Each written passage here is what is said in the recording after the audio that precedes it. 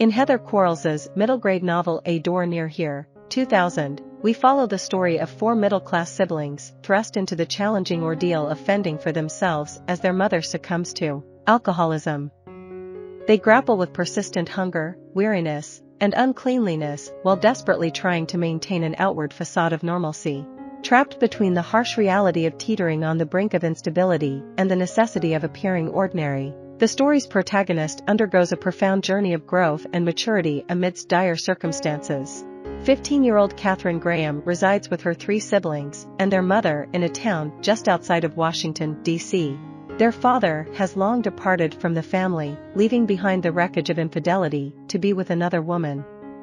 Now, their once functioning mother has fallen prey to the clutches of her alcohol addiction. Having lost her job, she spends most of her days confined to her bed, disconnected from the world, consumed by sorrow over her failed marriage, neglecting her children, and solely fixated on sourcing her next drink.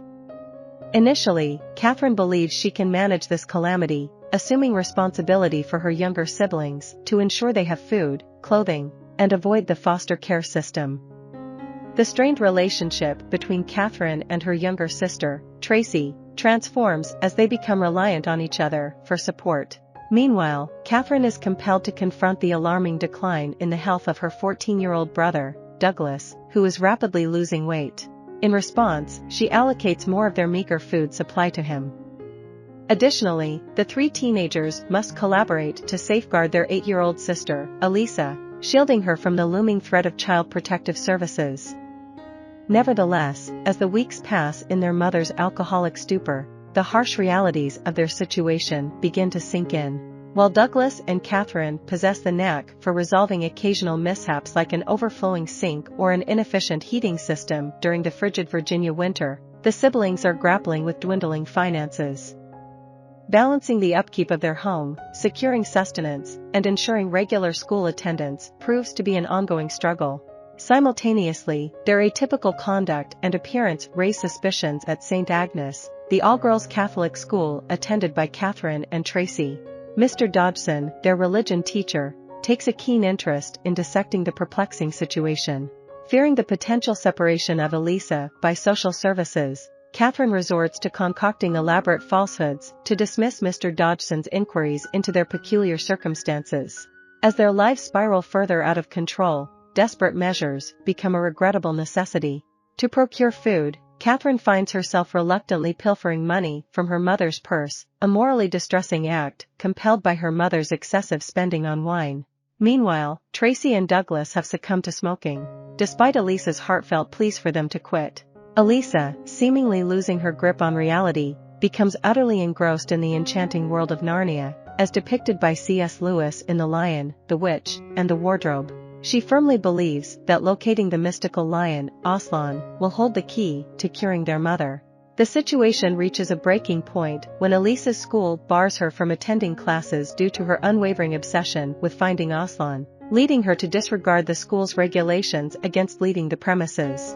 Faced with the dilemma of not being able to skip school to care for her, Katherine and Tracy decide to bring Elisa to St. Agnes, concealing her presence in the gymnasium. However, when Elisa ventures out in search of a restroom, Mr. Dodgson stumbles upon her and begins probing for answers about the perplexing situation. Finally, Katherine musters the courage to divulge the unvarnished truth: her mother's battle with alcoholism, the dwindling resources and food, and the complete absence of their father from their lives. Mr. Dodgson, ever compassionate, shares a personal revelation: his own mother had grappled with alcoholism, and he, too, had resorted to many of the same stratagems employed by Katherine and her siblings. His keen eye had detected telltale signs of a troubled household, and he was quick to recognize their struggles.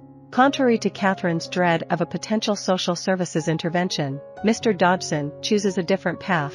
He reaches out to the estranged Graham father, who, upon grasping the dire state of their living conditions, promptly returns.